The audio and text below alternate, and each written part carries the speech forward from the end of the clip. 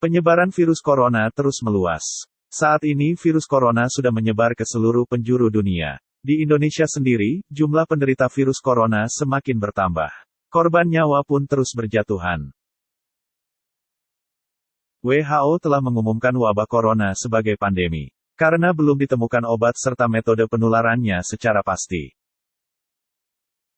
Salah satu upaya yang efektif dan sudah dilakukan di beberapa negara adalah untuk menghentikan laju wabah virus corona dengan penguncian atau lockdown.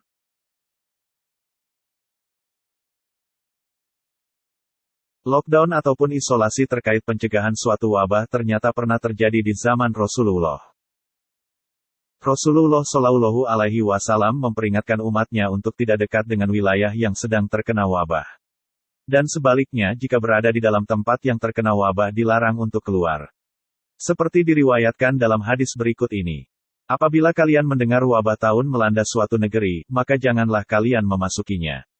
Adapun apabila penyakit itu melanda suatu negeri sedang kalian ada di dalamnya, maka janganlah kalian keluar dari negeri itu. Di zaman Khalifah Umar bin Khattab juga ada wabah penyakit. Dalam sebuah hadis diceritakan, Umar sedang dalam perjalanan ke Syam lalu ia mendapatkan kabar tentang wabah penyakit.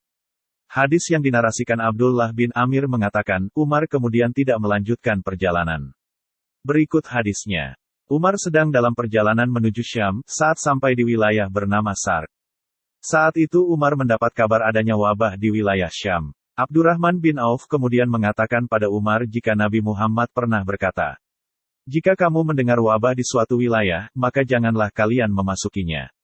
Tapi jika terjadi wabah di tempat kamu berada, maka jangan tinggalkan tempat itu. Metode yang digunakan Rasulullah Shallallahu Alaihi Wasallam mirip dengan metode lockdown atau karantina yang kini dilakukan untuk mencegah penyebaran virus. Nabi Muhammad Shallallahu Alaihi Wasallam juga pernah menghadapi wabah di masa hijrah ke Madinah. Saat itu situasi Madinah dikatakan sangat buruk dengan air yang keruh dan penuh wabah penyakit. Menghadapi situasi tersebut, Nabi Muhammad Shallallahu Alaihi Wasallam meminta pengikutnya untuk sabar sambil berharap pertolongan dari Allah. Lantas apa yang harus umat Islam perbuat, dan bagaimana cara menyikapi pandemik virus corona dan wabah penyakit sejenis? Dari Anas bin Malik berkata, Rasulullah Shallallahu Alaihi Wasallam berdoa, ya Allah, sungguh aku berlindung kepadanya. Dari penyakit belang, gila, lepra, dan dari keburukan segala macam penyakit. Dari Abu Hurairah berkata, Rasulullah Shallallahu Alaihi Wasallam bersabda, tidak ada penyakit menular. Penyakit tersebut tidak menular dengan sendirinya, tetapi menular dengan kehendak dan takdir Allah. Tidak ada dampak dari tiara, tidak ada kesialan karena burung hama, tidak ada kesialan para bulan Safar. Dan larilah dari penyakit kusta sebagaimana engkau lari dari singa. Dari hadis tersebut kita dapat memetik hikmah dan pembelajaran. Pertama, bahwa semua yang terjadi atas izin dan kehendak Allah.